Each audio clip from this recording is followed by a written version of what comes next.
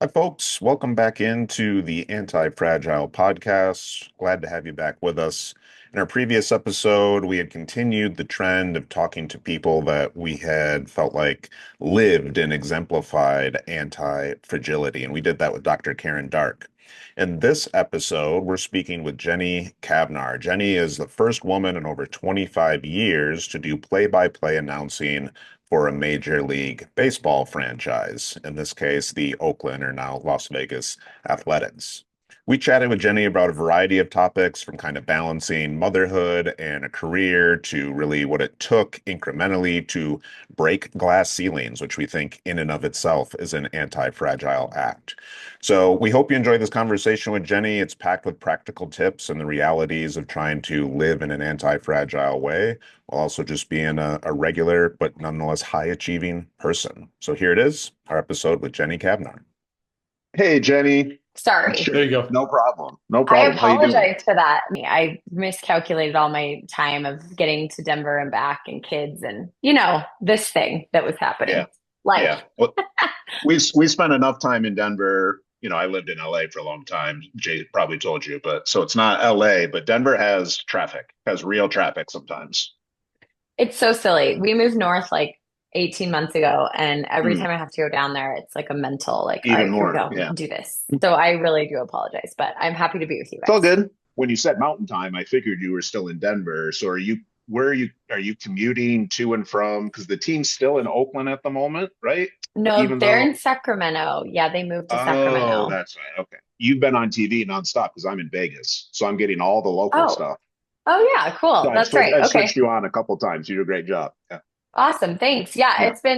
that part's been fun and also interesting from our dynamic of like trying to welcome in this whole new audience that we have in Vegas. Also embracing this, middle state that we're in Sacramento and that whole market. So it's kind of a weird dance that we have to do, but the in between for anyone is no fun, but at least I think for these players and for the group, um, it's it was almost necessary to leave Oakland. We have our home base here, and then I do like 31 home games. So that's what, I don't know, a little less than half of the home games, and then Mhm. most of the road games with the team. Hmm. So I'll meet them on the road and then fly with the team and then fly back. I miss that dynamic of being in the home ballpark. A lot happens at home, so you don't want Sure. to miss that.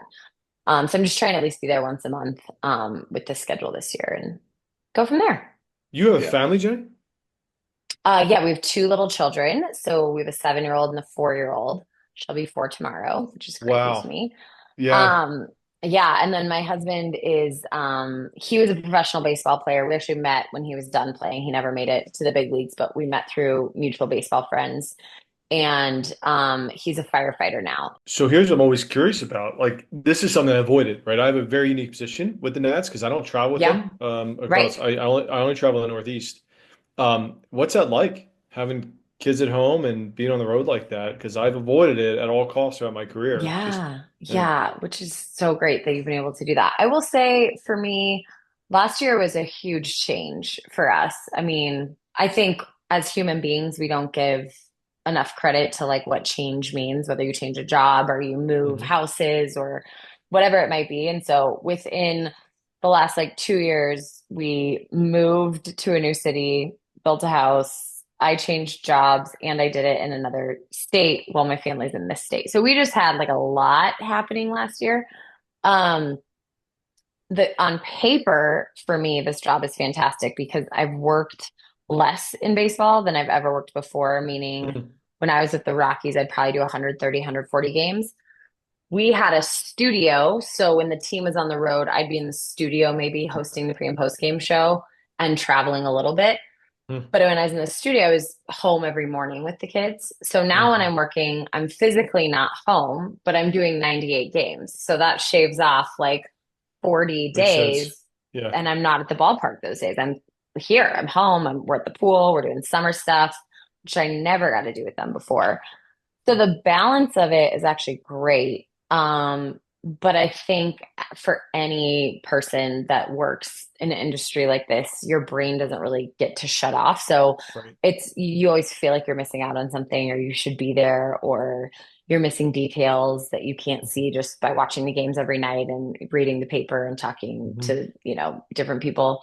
Sure. Um, so that's hard, but then you miss out when you're on the road, you're missing what's going on at home. So I just try to be like, when I'm here, I'm here. When I'm there, I'm there, and sprinkle in the other spot or the other place as much as Sounds I like a can. healthy perspective, right? Inevitably, you have to be flexible, right? And the You opportunity that's given do. to you, right? You do. And I think for us, that was really important to instill in our kids. I mean, I remember being like telling my husband, I'm like, how are we going to do this? And he was like, how you've done everything else. Like, jump in, go. Like, send it. That's our joke between each other. Like, just go and we'll figure it out. And I really credit him because I mean, I Sure. couldn't do this without such a good partner that's supportive. And, we also laugh because when he went into fire academy 3 years ago, I kind of turned into a single parent anyways at that point because he Hmm. really wasn't Hmm. around for 3 months. And he was like, now you know what I feel when you're on the road. So we're like, yeah, we're like single parents that live in the same house. Hmm. And when we're gone, we're just working. When we're home, we're parenting. And then every once in a blue moon, we get to experience what it's like, all four of us together. And then that's probably weird for the kids too, because they're Sure. used to how I do it or used to how he does it.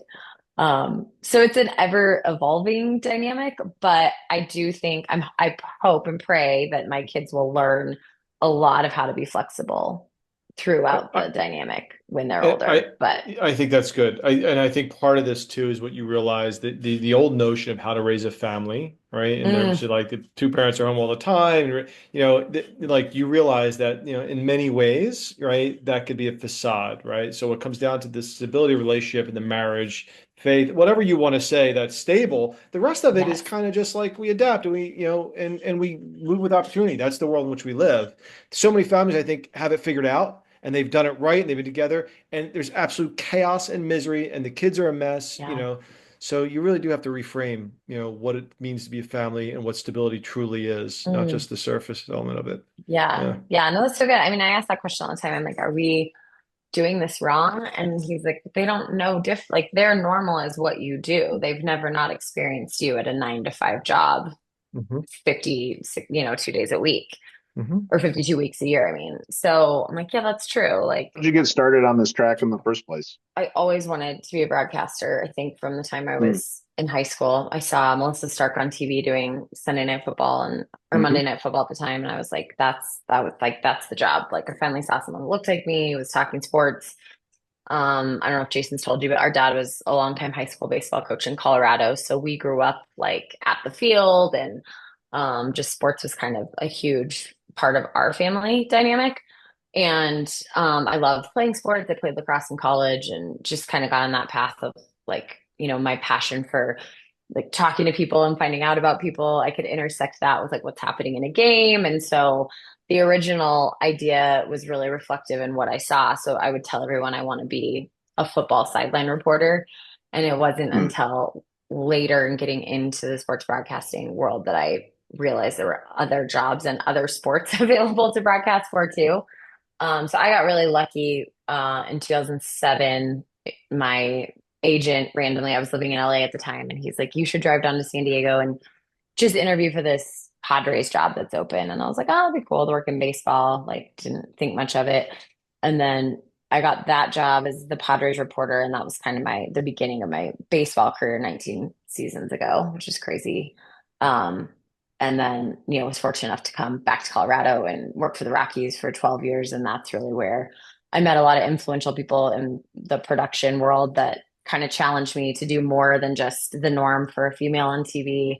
Try to break the mold a little bit and use me not just as a sideline reporter that was doing like injury updates or fluffy stories, but more game analysis kind of things. And then that just evolved into now we're hosting the pre and post game show and we're breaking down, pitchers, we're breaking down swings, we're doing all these things. And then that evolved into like, why aren't you calling games? Like, let's just literally push you off a cliff and start doing something that no female's done before in our game. So I don't think without those people, I would have ever realized that was an opportunity, an option, or even a desire that I Hmm. had. You played, your father played, you kept the books and all that, but like, how did you get into the details? Like to break down swings, how did you get to learn Yeah. biomechanics? You were like a communications and business major, Yeah. right? So where did Yeah. you Yeah. learn the science of all this? Well, I think I learned a lot by just, again, it kind of is that idea of instead of like interviewing players, all of a sudden now I'm like interviewing our analysts when we weren't on camera. So I I see. learned so much about the game through, I don't know if you remember the name, Bob Scanlon, but he was a pitcher back in the day for like the Cubs. And he's the Padres, when I was working there, he was the Padres pre and post Hmm. game analyst. So when we would watch games together, I would watch how Bob would watch the game and we would talk about pitch selection and we would talk about the little details there. And then when I got to Colorado, I worked with more hitters and outfielders, Ryan Spilbergs, Corey Sullivan, and they both saw the game completely different too. And so when I'd work with one or the other, like, you just felt like you're consuming information and learning so Hmm. much every time. And I still learn. I mean, even working with Dallas that I work with now, lefty pitcher, just the Sure. way he views the game. I learned from my husband when we watch games together, and he's a former pitcher, so kind of as we were joking last night because there's so many different ways to consume baseball now. And Hmm. when you're watching on the at bat app, you can like pull up on the bottom where they have like the spin rate and Hmm. the degree of break. And I Hmm. looked at him and I was like, I've always talked about break as like in terms of vertical inches. Like, what is a Hmm. degree break? He's like, honestly, I have no idea. Like, I don't even know Hmm. what spin rate is. Like, that was so beyond Hmm. my means of playing. Like, we just threw hard, hit Hmm. location. And I was like, yeah. Hmm. So I think as the game evolves, you have to learn the science. I won't say like I'm an expert in the science, but I'm very fascinated by it and I like to learn it and sit down and try and view it that way. I think it's hard, especially with a television audience. And this kind of goes back to what we were talking about before. We're bringing in a new audience from a new region that doesn't have Major League Baseball in their backyard right now.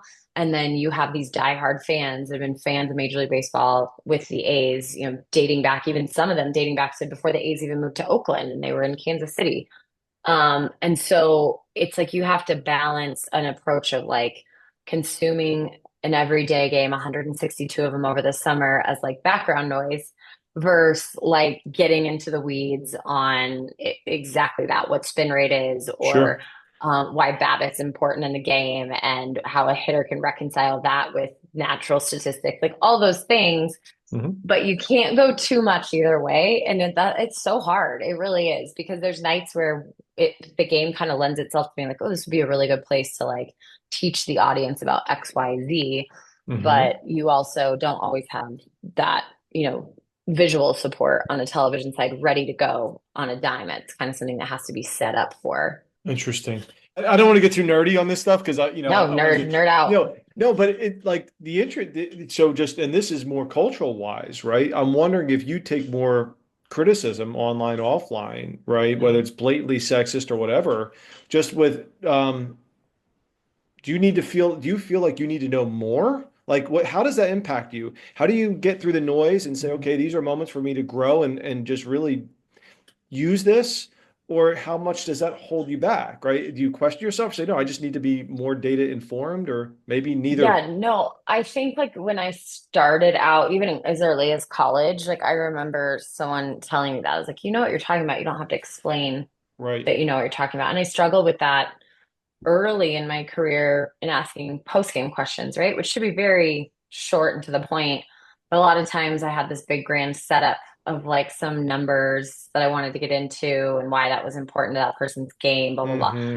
And so it was learning to trust myself that it's almost like it takes years and it takes experience and it takes relationships to feel like you're in a comfortable place of like, I know what I'm talking about. I don't need to Hmm. prove that anymore.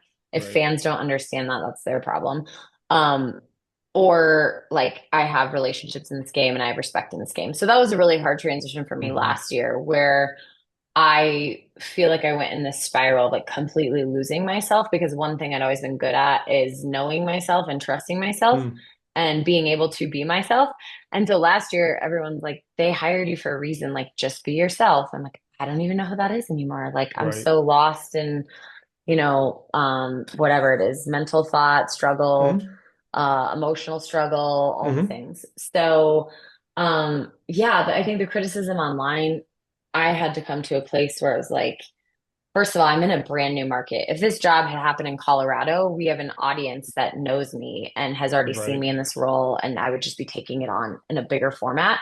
Right. Um, and being back, actually, the A's played the Rockies this last weekend, and so we were in Colorado, and just the comfortable like atmosphere for me and knowing Sure. everyone there and all those things. I think that came out for sure for my producer and for my TV partner, where they both were like, "Wow, this is really cool to see all these people and what they think of you." And um, so that was like a neat way to feel like I can build an audience. I can, but like it just takes time. And so you're in a brand new place. If I was a male voice, female voice, it doesn't matter. Like people just don't like change.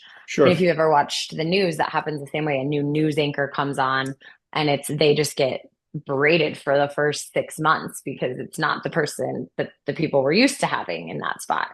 So there's that change. And then there's the actual physical change of a voice where everyone has consumed baseball to this point with a certain tone of being a man's voice. Sure. So if I get excited on a play to an audience ears, it might sound like I'm yelling or being a cheerleader or whatever because it's actually a different pitch than they're used to hearing that being called.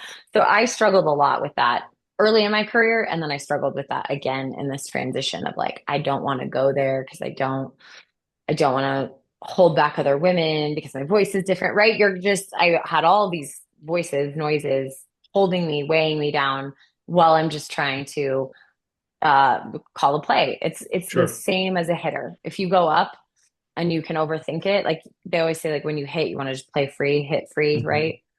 Like I was not playing free at all. Yeah. So Yeah. I've found that space to do that now, and I feel much more comfortable where I'm ready to like grow again. But there was a time where like yeah, I was held down by all of it, and the I'm noise can sure. just add to it. I'm used to ignoring the noise online, but then it just became like a hotbed of just a place of pure criticism. And there was a bunch of like I don't know if you guys have seen all this, but a lot of people are using AI to recreate things, but Mhm. it looks real. And so there was this whole like group of people using my home run calls, but changing what I said to sound like a really dumb woman.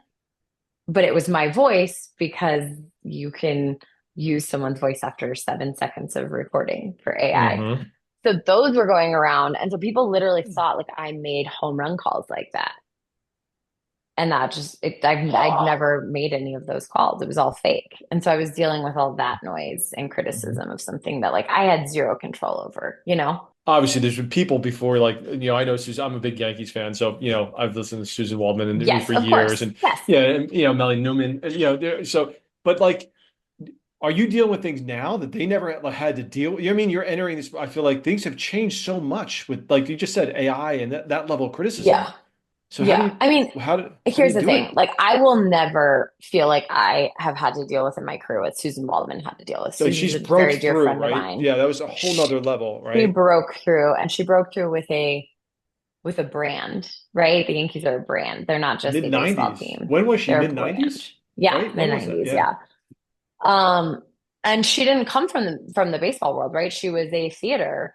Yeah. She was a Broadway Yep. um person. So I think for her, she I will never imagine what she had to deal with. But it's She different. I don't know if also it it's was also different. That's the very thing is right, different. like it's also could be just as taxing and just as harsh, just different Yes. now. Yes. I think like in terms of her criticisms probably were a lot more forward facing, right? They were Right. actual players and managers in her face. Right. Where my criticisms are much more online keyboard warriors.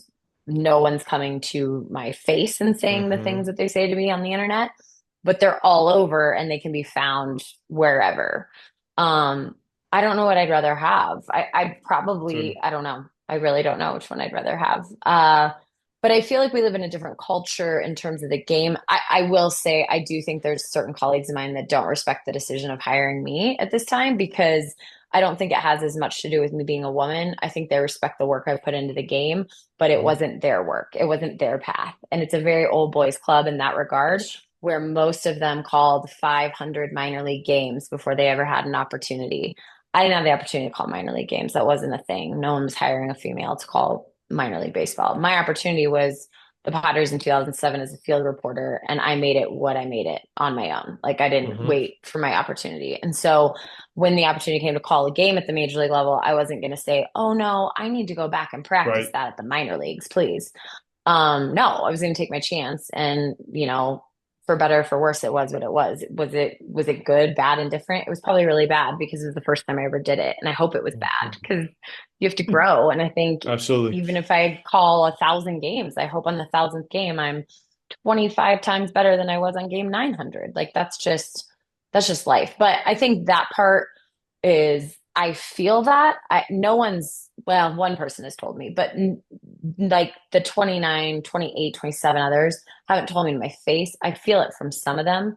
I also feel a lot of support from others who I think I've worked with in this business or respect the Hmm. work and the time I've put in. And Hmm. um, but there's old school managers that are like, "Oh, you're the woman calling the games now," and just the way the tone is, you're like, "Okay, you don't agree with this, and that's fine," or whatever it is. And then there's some that are wonderful and great and super supportive and go out of their way to make sure I know that I'm supported. And, that feels really good too. But I think it's just more the difference of like when Susan came in, the face to Sure. face interaction Sure. versus the online interaction. Yeah, that's what I meant. Almost more, sometimes more insidious. All right, last question, Nick, and then I'm gonna let you take over. One more, right? This is a performance one. All right. Okay. Oh, yeah. So Yeah. just because what you do, and I try, I get bored to death with games, bored to death, right? Even being there, I get bored to death. We go in and out, I mess around, we talk, we joke, and like, oh, what happened? I'm not even paying attention, right? So you have intense hours, tense focus, you're lagged. There's an accelerated pace of the game, right? You need to be on that whole Mhm. time. How do you stay mentally sharp? Like what are you doing when things aren't going perfectly, or how do you deal with these mistakes or inevitable fatigue, or how do you stay locked in? Spoken like a true mental skills coach, right? I mean, that is something I've had to learn. I think for so long in my life, I got through by just saying yes and figuring it out. And as I've gotten older, that doesn't always work for a variety of Yeah. reasons. I mean, first of all, I'm like a woman in my 40s. I'm not a woman in my 20s anymore. Hmm. So there's like physical challenges now Sure. where I'm learning how to take care of myself in this new body I've been given, right? I've had two babies, like I've gone Hmm. through being pregnant and postpartum, and now you're entering this whole nother realm where like Hmm. my brain doesn't fire some days. I'm like, what's happening up there? Like, Hmm. go, I'm ready, I'm prepared. But you realize the importance of sleep. You realize the importance of like what the day-to-day workout is and what you're fueling your body with and Hmm. things that like athletes talk about a lot, but you wouldn't necessarily hear broadcasters talk about a lot Hmm. or actors or whatever. But I guess I just didn't realize how important the discipline behind the routine was going to be. And that is something I really kind of discovered this off season for me. And I'm still discovering it. And it's not perfect every day, but I feel like I got on a regiment of like how and when to consume information in the mornings and when Hmm. I'm working out and trying to make sure that my body and my brain and my emotional and my mental state are the best they can be when by the time I do have to perform at 7 p.m. at Right. night, that three You're hours is peaking. clear and I'm peaking. And I've been working with a coach, which has been so great and so helpful. Right. And he brought to my attention, like last year, the amount of stress I was under. He asked me, like, "Do you think you were going into a game on like a scale of 10? Like, what was your stress level?" Like, I felt like my stress level was at least an 8 to a 10, like all day, every day last year. He's like, "Okay, well, let's just say it's at an 8. You're going into the game at an 8." And now reactionary plays are happening in the game that you have to be on top Hmm. of and you have to have an emotional response to a stress response to. So now you're at an 8, you can only get to a 10. Like your ceiling, you didn't have room to grow in a game. So we've really prepared on how I can get my stress to like a 4 or 5 Hmm. entering a game, so I have room to expand. And that has been life changing for me. And I've worked a lot on breathing, which again, things that I'm like, I think but you're like, oh, that won't help me or hurt me. I'll take it or leave it.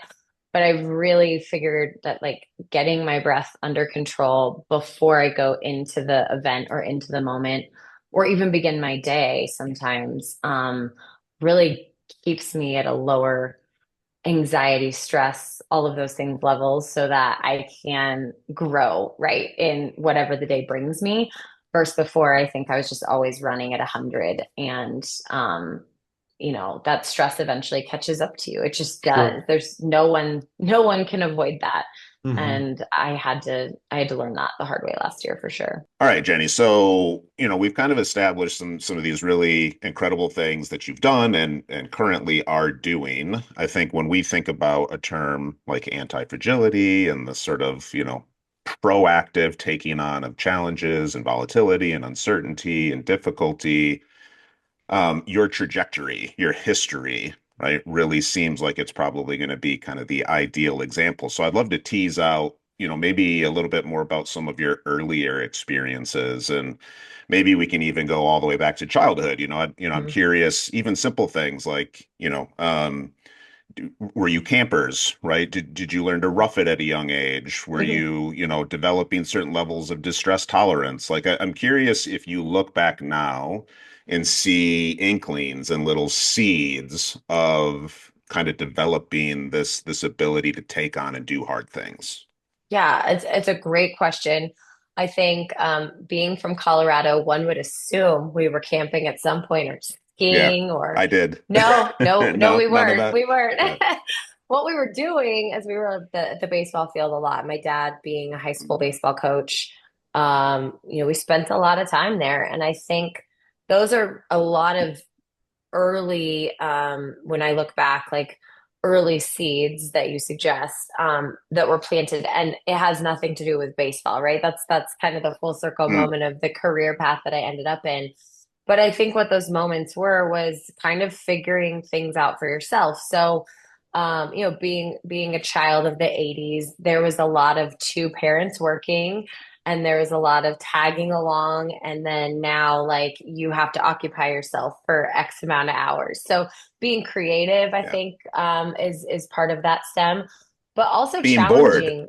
Being bored to be creative. Absolutely. Like, I'm so grateful for that in my life. I try and provide that for our son, and I don't think we do a good enough job because sometimes you It's just hard. need the distraction so you can get something done. But yeah, I think being bored is a big part of it. I think being challenged came out of that because those were the early times of like, I was the only girl, and it didn't look like there was a mirror for me to fit in where my dad was running camps that I could participate, but he always opened the door for me to participate.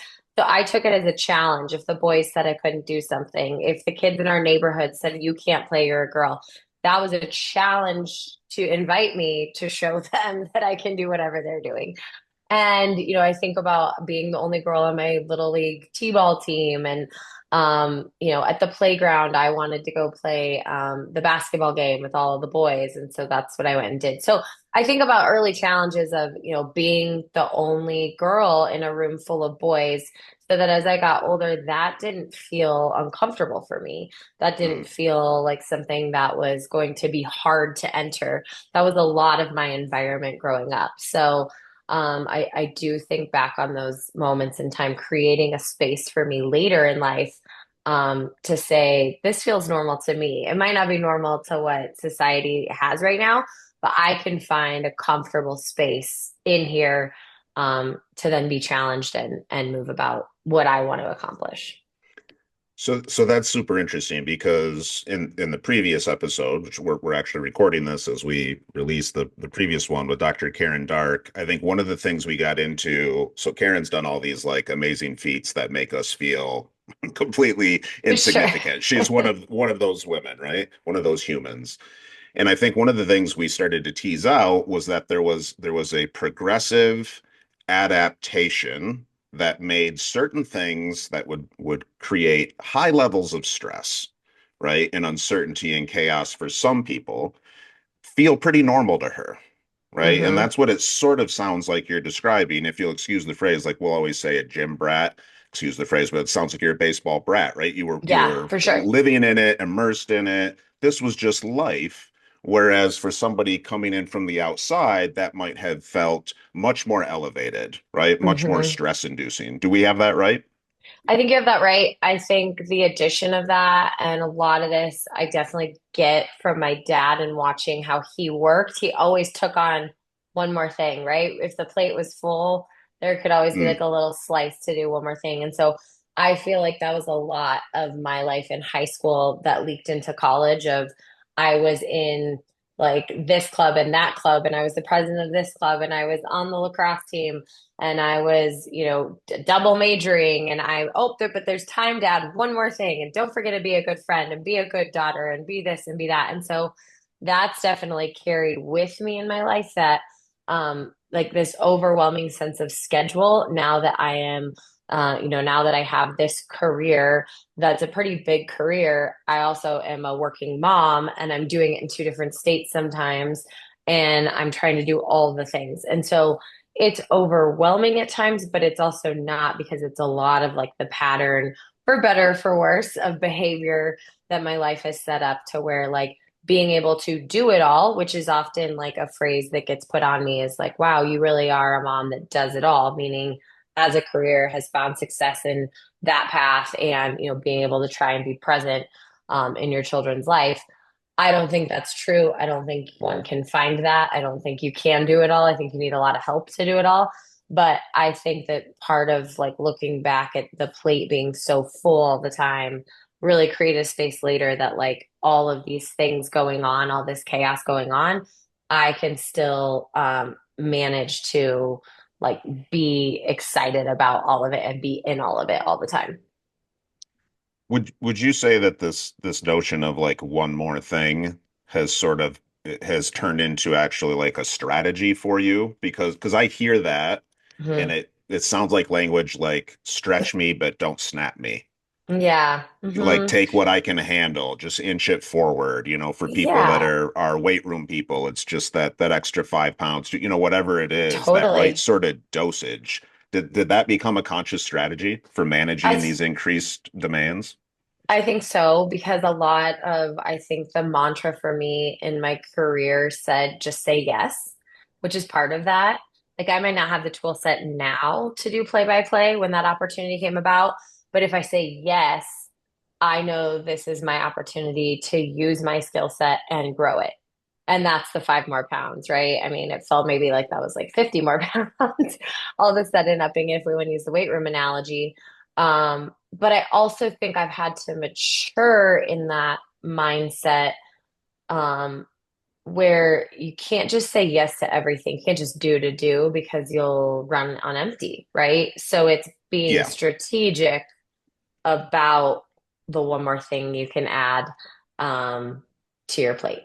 That was the exact follow-up question I had, right? Because all of that makes great sense, and Adam and I could nerd out on the biology and the psychology of Hmm. why that's Yeah. great. And we have phrases like the straw that broke the camel's back, right? And we deal with burnout and we deal with real Hmm. concerns and real problems and real challenges. And you just said it Hmm. yourself. You don't necessarily think somebody can, quote unquote, do it all, and certainly cannot do it all in isolation or without help. So that leads me to ask you, like, the kind of the dreaded, really hard, impossible question. How do you know where the line is? Mhm. It's so hard. I've had to be shown the line a lot, right? Whether that's Mm. like physical health, that Oh, gives you the warning sign of saying like you actually can't do more because we're shutting down. Like the system is overloaded and we're shutting down. And so I think I've had to learn it the hard way. I've tried to also be very conscious of it and implement in a way of like asking more follow-up questions. If I say yes to this, what does that mean for the other pieces of the pie? What does that mean for my family? What does right. that mean for the time I'm giving to the main career? Um, so trying, I guess, to insert more valuable I guess that's just it, more valuable questioning so I can say, okay, like if the answers lead you, if you did like a roadmap and the answers lead you to, it's going to take away, bottom line is if it's going to take away from family or if it's going to take away from the success of that, then that has to be like a no.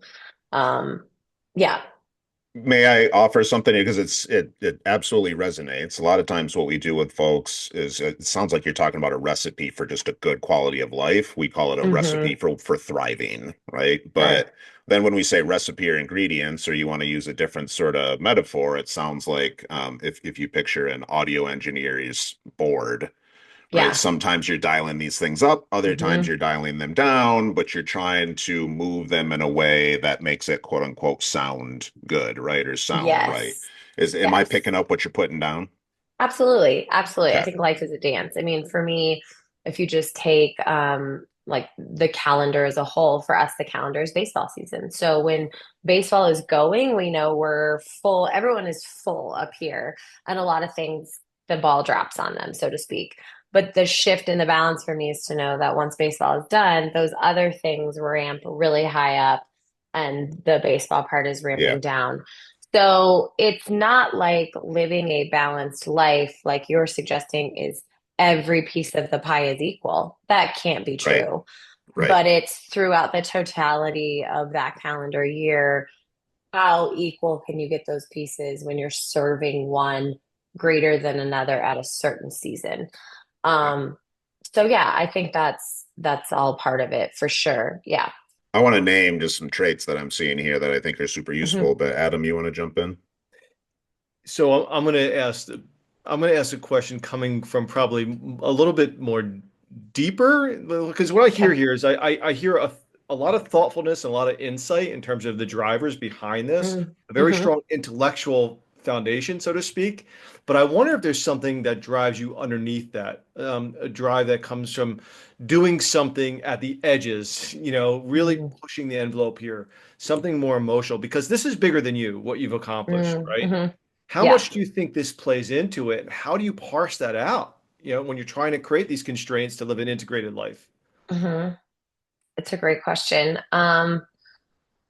So I do think like I definitely grew up in a home where like we're a faith-based home, right? And Hmm. so it's always like God will direct your path, God will provide you with these things. And so I think having that as a foundation is I also really believe that God can't move to park cars. So I'm going. Here I am. I'm gonna choose my own adventure, so to speak.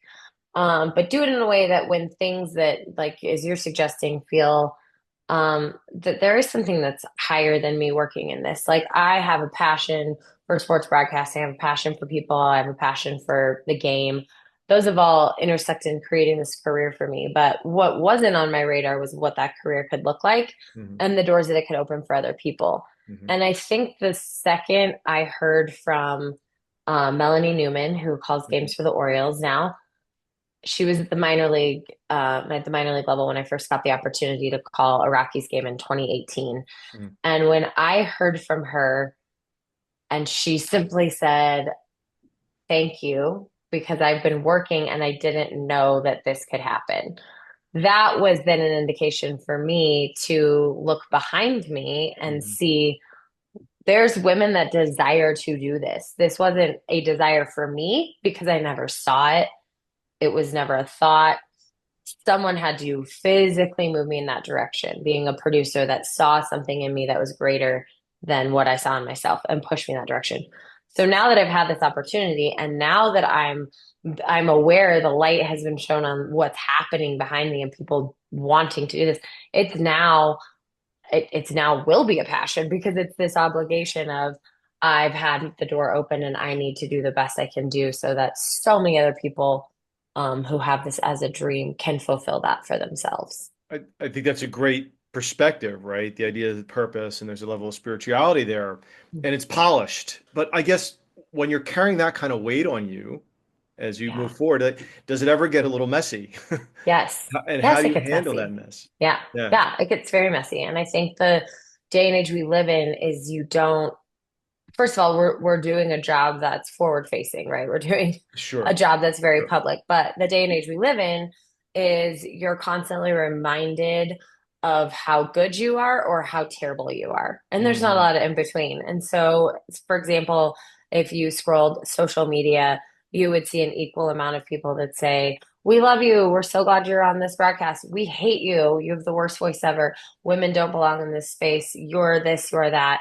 Um, Threatening my family. I Hmm. mean, people are crazy. Yes. And so you have to be able to, it's like the old what was that saying about like the rubber and the glue and the bouncy ball and whatever Yes. sticks that, you know Yes. what I'm saying? It's messy. Uh, So when you read these comments, it's a lot of like that is you can't help but like sometimes they come in and they seep into your core. And a lot of times you're deflecting them and it's okay. And I don't like whatever. But some days there's not the whatever. Some days there's like this is our feedback mhm. and we're getting it in real time now, whether you want it or not. People are giving it to you without putting a face on it. And how do you sift through the noise? And so there's a lot of noise, I think, in our culture that it's easier said than done to be like, well, I'm just going to stay the path and I'm just going to do what I believe in doing. But like the messy part that you're suggesting is like we're human, right? And there's days where I don't feel like myself, or there's days where I'm tired and exhausted from the big full plate, or there's days where I feel so much joy and I feel like I'm doing exactly what I need to be doing. And I don't care what anyone says, we're moving. But like those are emotional Hmm. that's an emotional spectrum to have to deal with on top of then performing and doing a job and all of these things. So there's a lot of mess in there. It's not like a crystal clear motivator daily that's like, I'm putting the blinders on and I'm going for it. No, there's a lot of mess behind that, I think. Just one more comment. I think that's such a great point. I was just putting a post together around this, and it's like the typical advice where a comment section becomes a mirror for something that's much, much older, right? And we're told, in all this media training, mute the noise and have thicker skin, and just log Oh off and yeah. don't pay attention. But sometimes those posts unearth old traumas, old wounds. Mm, And I think just for you, like other athletes, it's got to be really tough to have a healthy relationship with social media if you don't first have a healthy relationship with yourself in a meaningful way. And man. maybe that's where your spirituality comes in. Um, yeah, I'm That's curious. so, no, that's so true. And it's funny, like you just said that, um, because I do think a lot of those comments hit a deep wound Hmm. of exactly what I was describing, um, to both of you earlier is that like I was told from a very young age by a lot of people, like, you can't do this. And so those comments then now become a reflection of like, well, maybe I can't do this, Hmm. right? Maybe they are right. And so I've had to push that voice away my whole life. Um, and I've done a good job at it, but I think at the core, that is your question of like, well, maybe those people were right all along. Hmm. And you wonder that, even though you have a track record and a back of a baseball card, so to speak, a resume, whatever you want to call it, that is different that you can rely on that suggests no, you're doing the right things and you're on the right path and you're succeeding at this. But yeah, that's very interesting to hear it that way of Hmm. maybe there is something deep inside that all that cuts to. This really does align with our whole concept around anti-fragility, right? This kind of training, this physical, emotional, psychological, spiritual, relational ideas, they're not extras, right? These are Right. essential things that we need to take care of to be able to deal and go into battle, so to Sure. speak, day to day. Um, Yeah. yeah, I'm curious about what else you do. Like, how Yeah. else do you continue to build this armor and grow from this in a meaningful way and continue to evolve? Can I Yeah. mention something real quick? I'm so sorry, Jenny, Absolutely. but Adam, and I know how you meant it, but you use the word armor there, Mhm. which I get. Yes. And one of the things I wanted to name earlier that I'm taking from Jenny that we're hearing from other people and that we're seeing in the research is there's a lot of nimbleness and flexibility and Mm. adaptability. And I Yes. just want to name it because armor is totally accurate, but it also feels rigid. It's And Mm. that's that's not a some of the great. traits, right? That you're showing, Jenny, like the ability to mold and adapt and be flexible, even the simple example of off season, on Hmm. season, right? Hmm. Dial those in. And it's a both and, right? There is a It robustness and a protective factor, but I know you don't want either. I don't want people to take away like, oh, it's got to be protective. It's softer than that in some ways, right?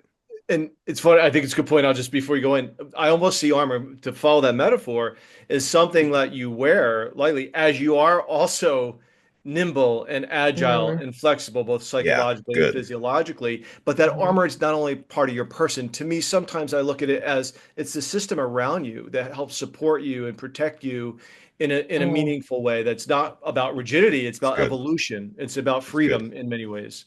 Oh, But it go is. ahead. No, that's wow. That's all of that is so good. I think like when you talk about armor, that is actually something I really think about is your community, like the protection of the people around you. Because I couldn't do what I'm doing as just me, Mhm. myself, and I. And we've talked about that, right? There's the spiritual component to it where you feel like, you're trusting in God and the path you're taking. But um, there's my family. Like I couldn't without my husband supporting Mhm.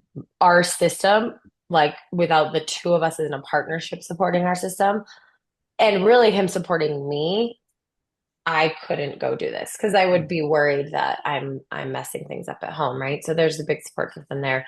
Without my parents, without his parents, physically taking our children for lots of days of the calendar year, we couldn't do this. So they're supporting as well Mhm. our dreams and what we're doing. So I think that's a big form of armor for sure. The flexibility part comes every day, right? It comes at you so fast. And that goes back to how you wake up today. I think the goal and the idea is you wake up excited to be alive and happy to pursue what's next. But that's just not reality. Like there's a lot Mhm. of factors that come into play that come your way every day. And we talk in our household a lot about like the notion of being happy. And so it's like um how can like for me, I think as a woman, there's physical clutter and there's invisible clutter. And when both of those Mhm. are present, I really struggle because it's like it does affect my happiness and Mhm. I don't want it to. And so it's like every day I'm going and trying to battle clutter that no one will see on the outside. And I'm trying to like wrap this back to that point of flexibility of I have to armor up to get through my clutter, whether that's a mental space or a physical space clutter, to get to the other side of having an open mind to get through what that day is going to bring, to get through the flexibility of that day. And so I've really tried to incorporate more of in the day to day, like a discipline of how my day goes. So, Mhm. meaning like, are you getting in good nutrition? Are you exercising? Are you spending obviously quality time with the people you love? Are you showing like vulnerability and an existence with your children that they need in their lives? It's not just your rigid routine. Do all these things go perfectly every day? No, but that's this like big idea that like I try to do. Then there's the mental aspect of like using breath work to try and just slow like everything down before you hop into the day, before you perform, which again, that's what we're doing. We're in this like high performance industry in broadcasting. And so, um, a lot of the times I am broadcasting a night game, a 7 p.m. game. I don't wake up at 5 and go to work, like Mhm. 5 p.m. and go to work. I wake up at, 6, 7 a.m. and I have an entire 12-hour day until I get to performance. So a lot of things have to go right in that time frame so that when I come into performance, I'm not stressed out. I'm not working through my clutter then. I've already done all of those things. And so there is a lot of preparation behind being able to, I guess, like make the ultimate like peak of your day work, if that makes sense. That does makes a lot of sense. I'm going to follow up because I do want to hear some of your mindset, your mental game Hmm. tactics. Go. So I'm curious now, right? So going on air, right? Now you're a Hmm. performer, right? Just like any Hmm. other athlete. And inevitably, right? The inner critic comes up, there's Oh elevation, yeah. arousal, and so forth. I'm just curious, like, what's that voice sound like? What do you do to not fuse with it and to perform in a in a meaningful way? Hmm. Yeah. So this is something that I've really had to put a lot of thought into this year specifically. So I've been working with Good, a great mental skills coach who's been great. I love helping me it. through all of this. Yes, we meet like once a week. We go over a bunch of Beautiful. different tactics.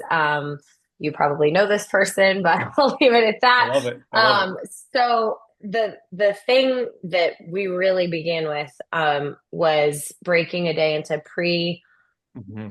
during, and post, right? And so I think what he got me to see is that inner critic. I was spending so much time with the critic Hmm. pre and post that during it was hard to get rid of it. Sure. So let's say however the game ended, the post game critics only honed in on the one thing I didn't like about the game or the Mm. multiple things I didn't like about the game.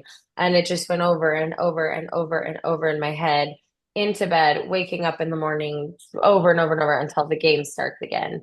And then you get this clean slate, but you know, inevitably something is going to go wrong. And this is what I've learned, whether you're an athlete, whether you're a human being, whether you're a top performer in your job, whether you're doing broadcasting, something will go wrong. How do you prepare to pivot? How do you prepare for that moment to get out of it and be able to get back to feeling like you can be in your craft? And so for me, a lot of that is in the visualization process Hmm. early. It's visualizing, not, everything's going to go smooth sailing, but when something goes wrong, how do I react? How do I get back? And so there's been this idea of then during performance, when the inner critic comes up, when that thought process is there, taking a look quickly at my physical. So what is my posture like? Sometimes I Hmm. tend to like, grip with my hand, like a Rigid. like pinch, yeah, rigid, Hmm. right? And my shoulders hunched over my Hmm. this. So like physically opening myself up. Sometimes that means I'll stand, and that's the point of the Mm. broadcast that I'm like on my feet just to get a different view of the game, to open myself up against possibilities, whatever that might be. Um, Trying quickly during a commercial break to do like a breath in with another breath in, out, just like get the Sure. Physiologic physiological sigh. Sure. side down. And then after, I think the post performance that's been so helpful for me is that like you're allowed 20 minutes. Like that's what I allow myself is 20 minutes to do. Um, I forget the words for it, but basically do like write down, the moment in time that was awful for me, Hmm. what I would rate it on a scale of to 100. Think about it again, think about the moment it was in, and then like really assess it. Like, was it really an 80? Or Right. was that like a 20, but you made it an 80? And how tomorrow can I do a better job of being more in a reality of what that number was in the day versus what I perceived it to be? So there's a lot of different tools that I'm working through and trying to understand and figure out more. But I think the bottom line for me this year and the big shift was having a plan, which I didn't have last year. Mm.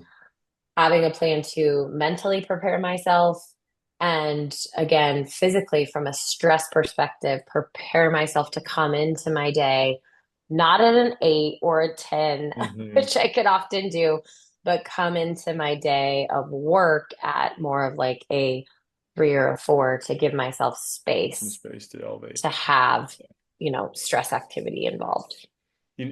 What's so cool about this, right, is obviously you're singing to the choir, right? Obviously, like I'm getting psyched hearing you talk because these skills are transferable to any profession, Anything. right? It's the Yes. exact same conversation I have with a big league pitcher, no different, which is to me what's so great about this work around these concepts. Yeah.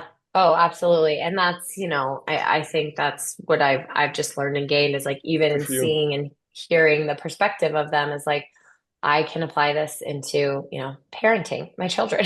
Yes, very much Or a so. teacher can apply this to how they go into a day at school. Like, yeah, it's very transferable to professions. Well, Jenny, we can start to wrap here. And again, we're really appreciative of your time, not just once, but what, twice to bring this Oh, that's together. great. Your experience is obviously a very personal experience. So I'm going to ask this question to kind of wrap, but I'm not trying to set you up to say what everybody should do, nor should anyone listening take that, right? But for you and your experience, looking back at your history, your trajectory, are there one or two things that stand out that you just think are worth people hearing about or thinking about that might be helpful to them and kind of building a little more anti-fragility? Yes, I do. I think for me in my personal life, I'm often asked like, what's next? I think that's a common thing that we get asked in life is, oh, you've made it here, but what's next? And I always say like, I think I have goals, I have ideas, but I never write them out in a permanent marker because I feel like my career, my trajectory's been kind of a whiteboard, and it's been more about building relationships and skill sets and being as present as I can in the moment, and then allowing other people to kind of open a door or show me where to go. And so I think that for me, it would be about like in relationship building, find people you trust that see something in you that you might not see in yourself, and then believe them. And that's the point of like you have to trust them first, because it's scary to believe someone like speaking life into you of like, I think you should do this. And especially if that this is something scary, like for me, it was, opening a door to a world that I had never done before, A, and B, you're now going to be one of the only females in this space doing it. Right. And you're going to have to be really good at that. And you're going to have to almost, feel like every day going in, you have to be better than your male counterparts, which you never will be. And that's a silly setup and all of those things. But like I had enough people that trusted or that I believed in that really kind of spoke that existence for me to say like, well, these people that I trust believe in me to do this, then I need to believe in myself. And Yeah. so It's I feel great. like that's a good Hmm. lesson along the way for me. Good. One of the things we always, just this week, I was giving a talk in Silicon Valley, and we'd often try to do like misunderstandings around anti-fragility. And I think one of them is it sometimes sounds like a pull yourself up by the bootstraps sort of deal. And Mm, what I really love that you've pulled out in multiple points of this conversation is how much it is dependent on the people around you. It's not happening in a vacuum. Hmm. There's yeah. elements of you and your bootstraps, but that is not Oh happening yeah. in isolation.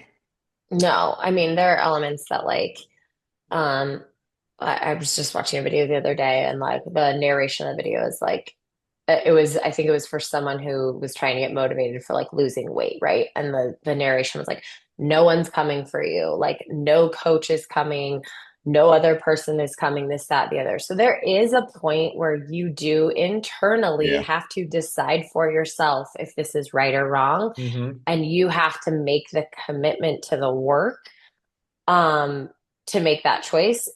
But you're right, like you are not alone in doing it. Like your success is not just dependent on you. The beginning of your success is absolutely, your drive is dependent on you. No one else can give you the drive, no one else can give you that internal engine, right, that will go. But you also cannot do it alone. If you tried to do that, like all of the failures will come your way. You have to find support in other people, and you have to rely on other people to, do their part and hold up their end of the bargain in helping you get somewhere. great. Great. Yeah. Jenny, thanks again for the time. We really appreciate Yes. it and Yeah. the Thanks for having insights. me. Thank Yeah, you. thank you. It was awesome.